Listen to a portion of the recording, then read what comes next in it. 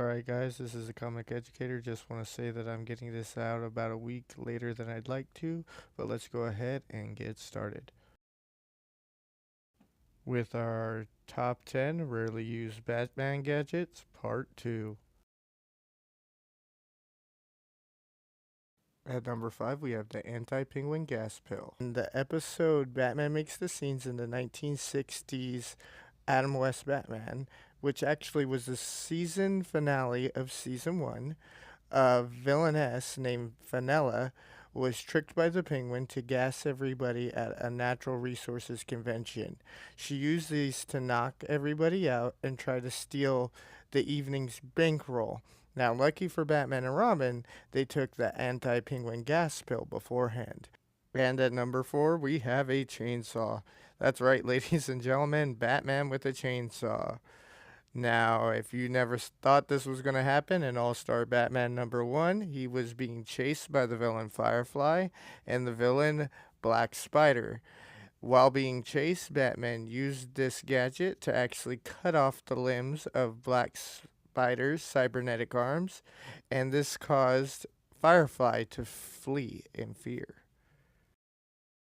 At number 3, the Nightfall Batman armor. Now, one of the first things I do want to point out is that Bruce Wayne himself has never worn this armor. But during the Batman Nightfall event, in which Bruce Wayne had been defeated and paralyzed at the hands of Bane, he decides to hand over the mantle for a short time for healing to John Paul Valley, also known as Azrael. During this time, Azrael took on the Nightfall Batman armor. John Paul, feeling that Bruce Wayne's tactics as Batman were obsolete, believed that he must fight criminals on their own terms, which makes him an even more brutal and merciless version of Batman that had never actually been attempted in comics up to that date.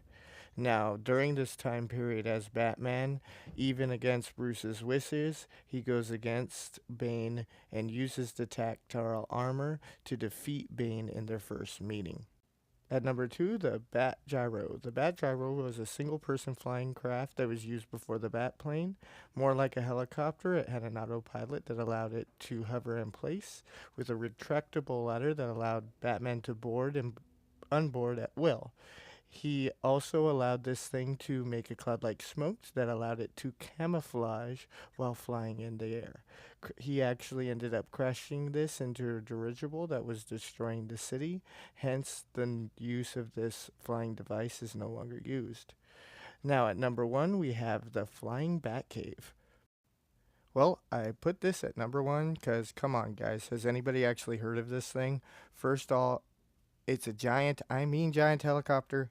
This thing contains a trophy room with a giant penny in it, a galley for sleeping quarters, a crime lab, its own mini Batmobile, the Bat Racer. This thing first appeared in issue number 186 of the Detective Comics. This crazy thing was pulled out not to fight villains, but to actually show off. Batman and Robin wanted to show off all their gear at the Center City Police Convention in this comic, pulling out this crazy thing to actually be able to show off to these police officers. Now, I want to say, guys, thank you for joining me this week on Comic Educator.